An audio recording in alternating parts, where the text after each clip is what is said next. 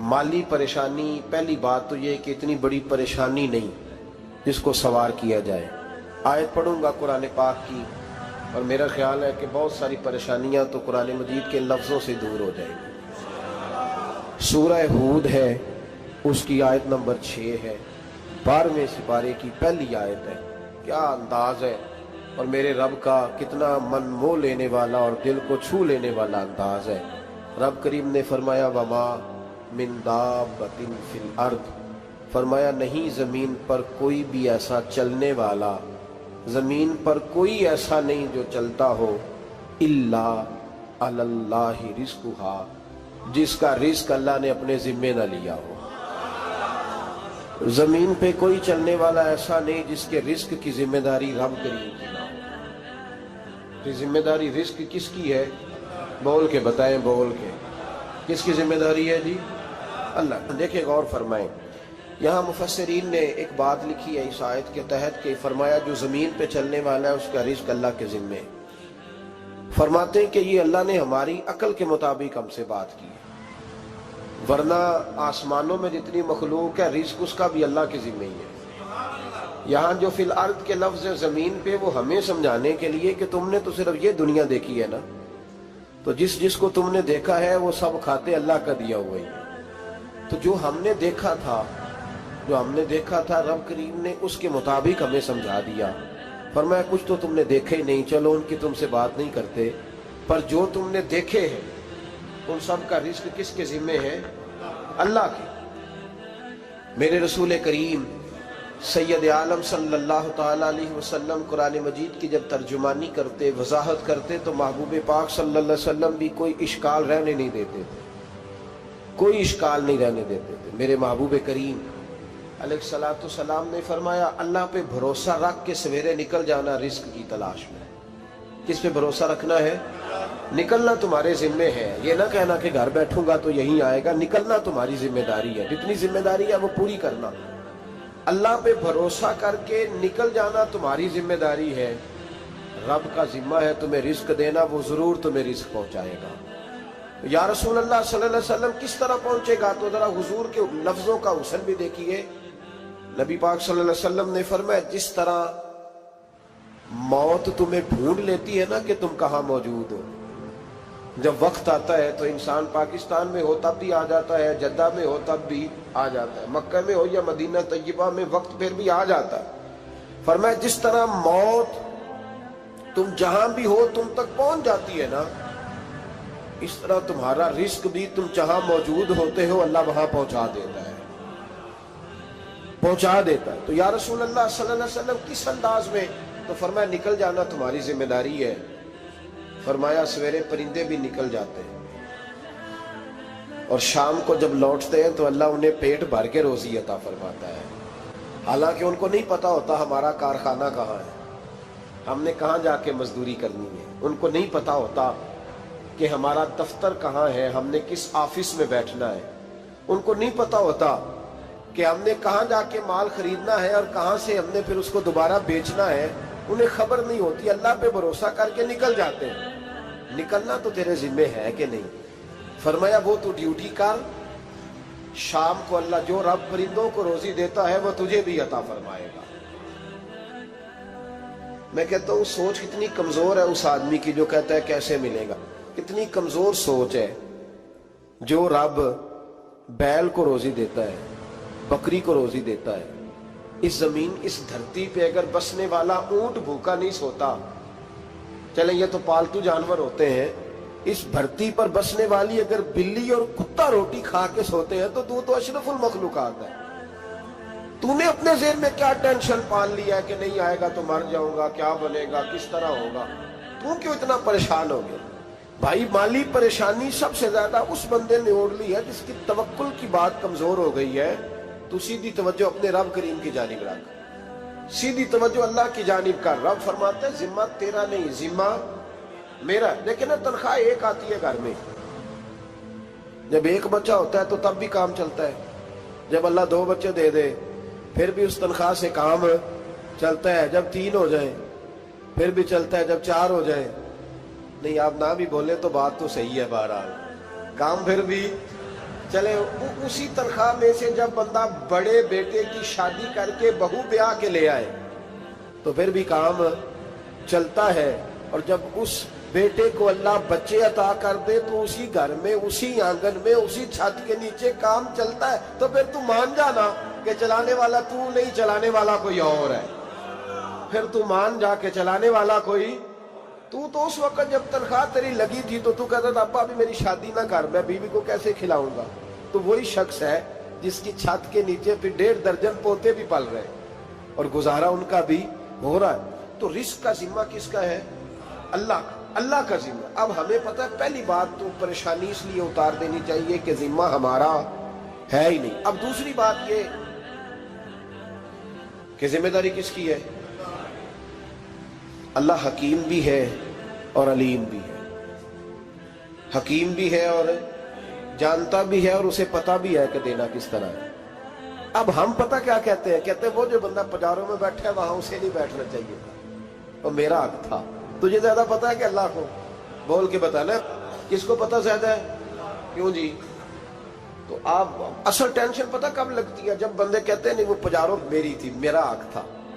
وہ جب گزرتی ہے نا پاس سے مہران کے تو مہران والا ٹینشن بڑی لیتا ہے، حالانکہ اللہ کو زیادہ پتہ ہے کہ وہ حق۔ ایک بات اپنے ذہن میں یاد رکھ لیں، رٹ لیں کہ جو میرے لیے بہتر تھا میرے رب نے مجھے دے دیا، اور بات ختم ہو گئی۔ بس وصل اچھا ہے نہ فراق اچھا ہے، یار جس حال میں رکھے وہی حال اچھا ہے۔ بس جو میرے حق میں بہتر تھا میرے رب نے مجھے، مسئلہ یہ ہے کہ تو اس پہ راضی ہونے کو تیار نہیں۔ حضرت علی کرم اللہ تعالیٰ وجہ الکریم نے میرے نبی پاک کی ایک حدیث بیان کی ہے، اور جناب علی جب یہ حدیث بیان کیا کرتے تھے تو حضرت مجاہد فرماتے ہیں یوں لگتا تھا کہ جیسے حضرت علی ہمیں ہر پریشانی سے نکال رہے ہیں۔ مولا علی شیر خدا رضی اللہ تعالیٰ عنہ فرماتے ہیں کہ مجھے میرے نبی پاک صلی اللہ علیہ وسلم نے ایک طریقہ دیا تھا ٹینشن فری ہونے کا۔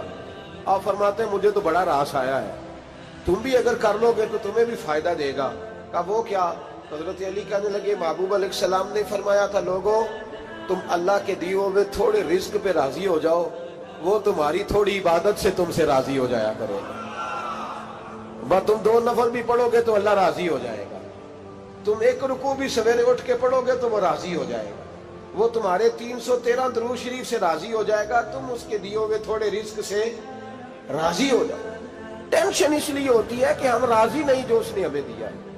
وہ حل میں مزید کی جو دوڑ ہے نا، حل میں مزید کی، بے قدرہ کچھ قدر نہ جاتی، کیتی خوب تسلی ہو، دنیا دار پجاری زردے، کتیاں دے گل ٹلی ہو، بک بک روشن اکھیاں تکیو ویک حویلی کلی ہو، تے کوچ نصیر اساں جد کیتی پہ جانی تھر تھلی ہو۔ تو یاد رکھیں یہ جو ہے نا مصیبت کے مال آ کیوں نہیں رہا، وہ سامنے والا پلاٹ میرے گھر کے سامنے ہے گھر کے سامنے، پر رجسٹری میرے نام کیوں نہیں؟ یہ مصیبت سانس نہیں لینے دیتی۔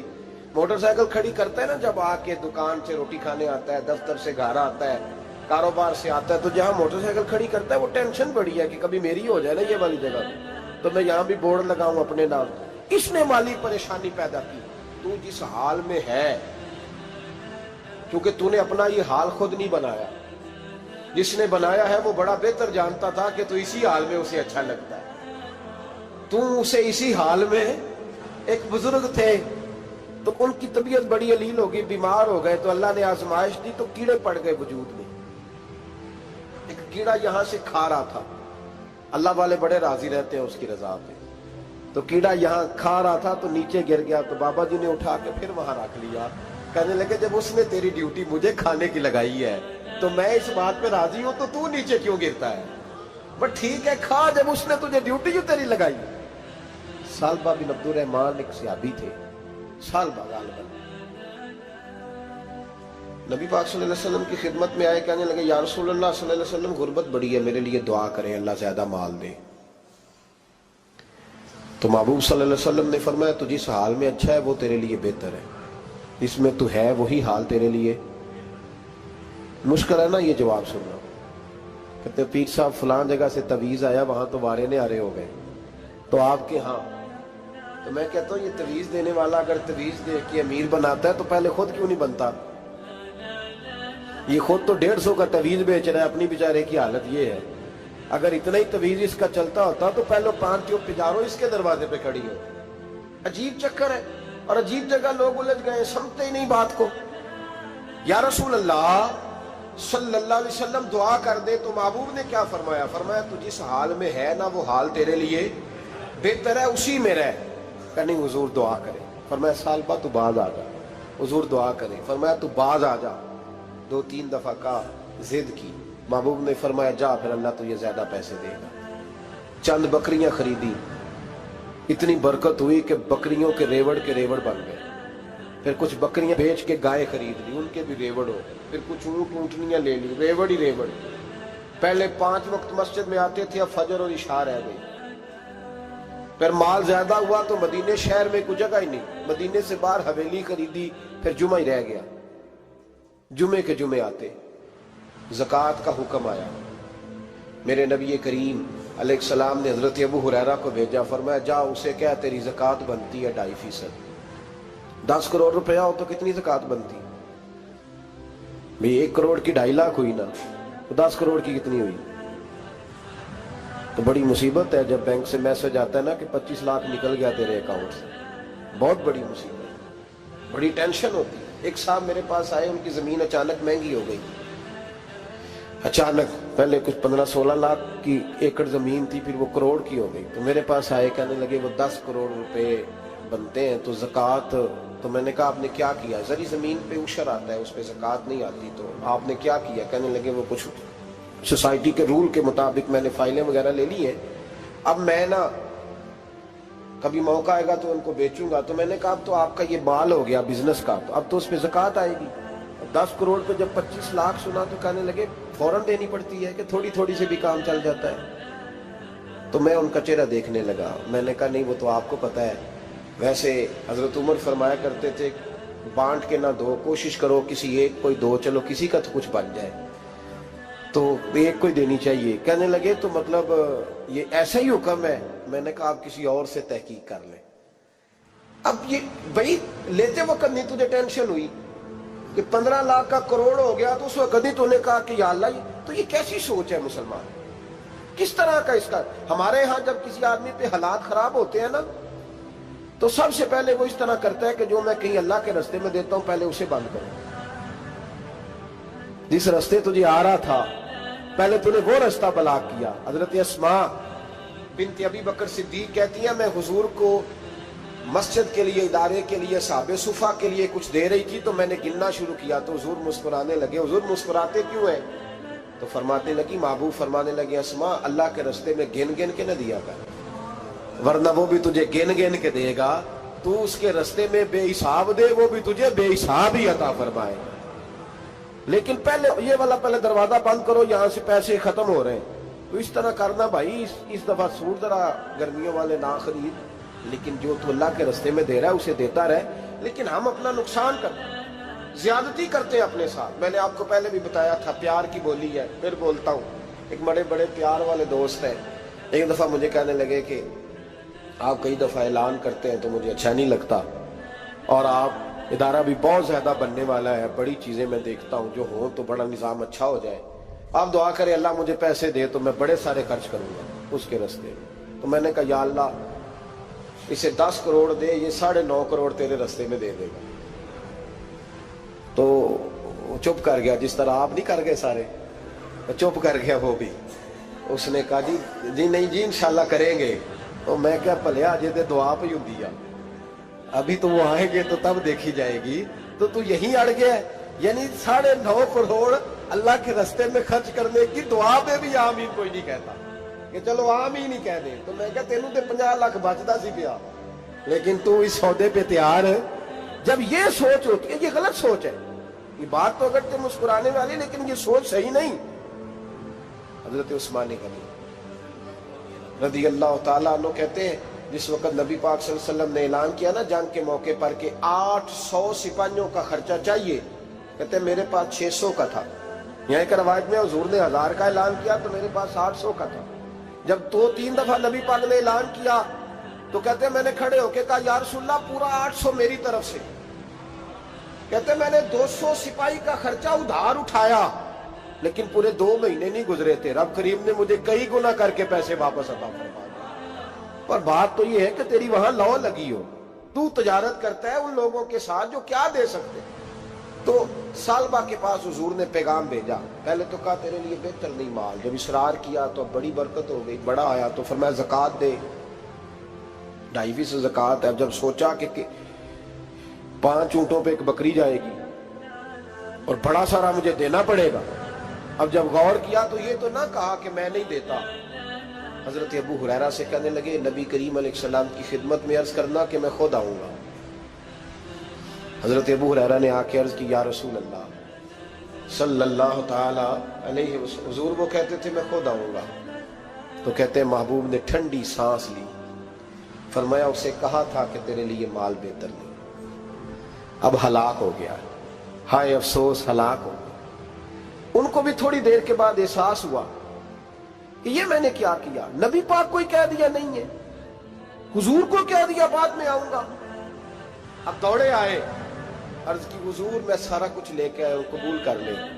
محبوب نے فرمایا گویا بلال حبشی کی خشک کھجور بھی قبول ہے، اور صہیب رومی ایک اٹی باندھ کی لائے تو وہ بھی قبول ہے، اور عمار بن یاسر اور مصعب بن عمیر اگر 2 دینار دے جائیں اور کوئی پرانا جوڑا کسی سپاہی کے لیے چھوڑ جائے تو وہ بھی قبول ہے، لیکن تو اپنا لاکھوں لے کے چلا جا، تیرا کوئی نہیں قبول، معاف کر دے۔ فرمایا جا معاف کیا، پر پیسے لے کے نہ آنا۔ اگلے سال پھر آئے، بندے ہوئے ہاتھ ہیں، محبوبہ میں دولت کا کیا کروں گا، آگ لگانی ہے، قبول کر لیں۔ فرمایا تو لے جا، تیرا نہیں قبول، گرا جو ان کی نگاہ سے وہ سنبھل نہیں سکتا۔ حضور نے وصال ظاہری کیا تو جناب صدیق اکبر کے پاس آئے، لاکھوں کا مال، ابو بکر قبول کر لو، تو جناب صدیق اکبر کہنے لگے اس کا کر لو جس کا نبی نے نہیں کیا، چل جا کوئی نہیں چاہیے۔ حضرت عمر کے زمانے میں قحط پڑ گیا، بارشیں نہیں ہوتی، غلہ نہیں ملتا، حالات خراب ہے، مالی طور پہ بحران آ گیا، غربتیں، مجبوریاں، تکلیفیں، آ کے روئے، عمر میرا قبول کر لو، مجھے معافی تو مل گئی تھی نا۔ فرمایا معافی اپنی جگہ پہ، پر جس کا مصطفیٰ نے قبول نہیں کیا۔ بہت سارے لوگوں کو پتہ ہی نہیں کہ ان کا قبول ہی نہیں ہوا، اور وہ الجھے ہوئے ہیں، انہیں خبر ہی نہیں کہ اصل بات کیا ہے۔ فرمایا جس کا مصطفیٰ کریم نے قبول نہیں کیا، اب ہیرے اور جواہرات بھی لے کے آئے تو بھوکے مریں گے، پر اس کا قبول، اس بات پہ راضی رہو، اس حال میں اللہ نے رکھا ہوا، اس حال میں راضی رہو۔ یہ جو مصیبت ہے نا دیکھنی کہ وہ بھی میرے پاس، تمہیں کیا پتا، کبھی پوچھ تو صحیح اس سے وہ کس مصیبت کا شکار ہے، جو مالی طور پہ بڑا امیر ہے، تو اس کی طرف دیکھ کے اپنا دل برا کرتا ہے۔ بس جس حال میں رب نے رکھا ہے اس حال میں رہ۔ حضرت عثمان غنی کے زمانے میں تو وہ وصال کر گئے، لیکن بھائی تو جس حال میں تیرا رب تجھے رکھتا ہے اس حال میں رہ، تیری مالی پریشانیاں ختم ہو جائیں گی۔ میں نے پہلے بھی شاید آپ کو ایک دفعہ کہا تھا، میں تعلیم سے فارغ ہوا تو میرے ایک استاد اور میرے کچھ دوست کہنے لگے افریقہ آ جائیں آپ، بھائی بہت بڑا ادارہ ہے، اس کو چلائیں، اس کو سنبھالیں۔ میری والدہ سے میں نے کہا، اس طبیعت ہوتی ہے نا انسان کی، میرا بھی دل لگ گیا۔ میری اماں پڑھی نہیں تھی لیکن اللہ نے دانائی بڑی عطا فرمائی تھی، حکمت بڑی تھی، سیانی بڑی تھی۔ تو میں نے کہا اماں جی وہ مجھے ساؤتھ افریقہ کی دعوت ہو رہی ہے تو آپ کیا کہتی ہیں؟ تو اٹھ کے میرے پاس آ گئی اور مجھے انہوں نے اپنے بازوؤں میں لے لیا، پھر میرا ماتھا چوما، کہنے لگی پتر میں تے وال بھی نہ پوٹ کے دیوا کسی نے، ہم نے دولت کا کیا کرنا، تو اللہ کا نام لے کے کہیں بیٹھ جا، رب کریم رون کے لگا دے گا، خیر ہو جائے۔ تو میرے بھائی یاد رکھیں ان چیزوں سے تھوڑا سا دیکھیں نا، قناعت کریں، جو اللہ نے دیا اس پہ راضی ہو جائے، اللہ بڑا مہربان ہے، وہ آسانیاں کر دیا کرتا ہے۔ تو یاد رکھیں میرے رسول کریم علیہ السلام نے ایک تو ہمیں درس یہ دیا ہے کہ تو سمجھ جا، قرآن نے ہمیں بتایا ہے کہ روزی تیری ذمہ داری نہیں، روزی کس کی ذمہ داری ہے؟ اللہ کی۔ اور دوسری بات یہ کہ جو اللہ نے تمہیں دیا ہے اس پہ تو راضی ہو جا، تیری مالی پریشانیاں ختم ہو جائیں۔ اور پھر حضور صلی اللہ علیہ وسلم نے فرمایا مذہبی طور پر جب دیکھو تو آگے دیکھو، اور دنیاوی طور پر جب دیکھو تو پیچھے دیکھو، پریشانی ختم ہوگی۔ مذہبی طور پر جب دیکھو، جو 5 نمازیں پڑھتا ہے وہ تہجد پڑھنے والے کو دیکھے، اور جو تہجد پڑھتا ہے وہ اشراق چاشت پڑھنے والے کو دیکھے، اور جو بندہ اشراق اور چاشت پڑھتا ہے پھر اس کو دیکھے جو سارا دن مصطفیٰ پہ درود پڑھتا ہے۔ اوپر اوپر دیکھے کہ میں نے اور نیک ہونا ہے اور نیک، اور جب مالی معاملہ ہے تو پھر نیچے دیکھ. اگر تو بیٹھا نا پجاروں پہ تو پھر ٹوڈی والے پہ نظر کر اس کا کیا حال ہے، اور اگر تو وہاں بیٹھا ہے تو دیکھ مہران والا بھی تو گاڑی چلا ہی رہا ہے، اور اگر تو وہاں ہے تو موٹر سائیکل والا دیکھ، اور تو وہاں ہے تو پھر سائیکل والے پہ نظر، اور اگر تو سائیکل والا ہے تو پیدل والے کو دیکھ، اگر تو کرائے کے مکان میں رہتا ہے تو پھر جھونپڑی والے کو دیکھ، اور اگر تو جھونپڑی میں رہتا ہے تو پھر بھی پریشان نہ ہونا. کچھ ایسے بھی ہیں جنہیں جھونپڑی بھی نصیب نہیں، جو سڑک پہ لیٹے ہوئے. اور اگر تو تندرست ہے نا تو کبھی جا کے ہسپتال میں دیکھ حال کیا ہے، لوگ کس حال میں ہیں. تو ہم شکر نہیں ادا کرتے، اس کا نقصان کیا ہوتا ہے، نعمتیں چلی جاتی ہیں. اللہ فرماتے ہیں لَئِن شَكَرْتُمْ لَأَزِيدَنَّكُمْ، تو شکر ادا کر، میں نعمتوں میں اضافہ کر دوں. تو بھائی مالی پریشانی کا تیسرا سبب یہ ہے کہ ہم دیکھتے ہیں مالی طور پر اوپر، تو پھر ہمیں طبیعت بگڑتی ہے. اور پھر مالی پریشانیوں کے کچھ اور اسباب بھی ہیں. امام شافعی فرماتے ہیں جن گھروں میں لوگ فجر کی نماز کے وقت سوئے ہوتے ہیں ان گھروں میں رزق نہیں آتا. آپ فرماتے ہیں فجر کا وقت اللہ کے دینے کا وقت ہے، اس وقت اللہ بانٹتا ہے. حضور صلی اللہ علیہ وسلم کا فرمان ہے نا حدیث میں کہ تہجد کے وقت اللہ پہلے آسمان پہ نزول جلال فرماتا ہے جو اس کی شان کے لائق ہے تہجد کے وقت، اور وہ کہتا ہے مانگو میں تمہیں عطا کروں گا. لینے کی باری آئے تو بندہ سمیٹ سماٹ کے اندر گھس جائے. ہمارے ہاں یہ ہوتا ہے کہ عشاء کے بعد بچے بیٹھتے ہیں موبائل لے کے، تہجد کا وقت آتا ہے تو ان کی آنکھیں بند ہونی شروع ہوتی، تو لینے کے وقت تو سویا تھا، ذرا مسئلہ کیسے حل ہوگا؟ بھائی جب کوئی آدمی خیرات بانٹ رہا ہو تو جو پیالہ پیچھے کر لے اسے ملے گا؟ کہتے اس وقت آنا جب میں بانٹ رہا تھا، اب تو کدھر آ گیا ہے؟ مثال دے رہا ہوں. تو فجر کا وقت مانگنے کا ہے، تو ساری رات تو گزر گئی گیمیں کھیلتے، ٹی وی دیکھتے، اور جو لینے کا وقت تھا تو سو گیا، تو کیسے آئے گا تیرے پاس؟ تو اٹھے سویرے بندوں سے مانگ کے دیکھ لیا، بڑی عزتیں خراب ہوئی. فجر کا وقت اٹھ کے جھولی پھیلائے. میرے رسول پاک علیہ السلام فرماتے ہیں، رب فرماتے ہیں جب بندے میرے آگے جھولی پھیلاتے ہیں مجھے شرم آتی ہے. کسے چومے یار گلاب تائیں، کسے جا کے کلی نو چومیا ہے، کسے چومیا یار دی چوکھٹ نو،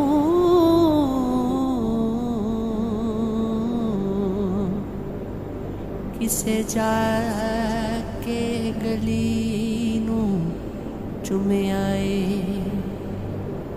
کسے چومیا حاکم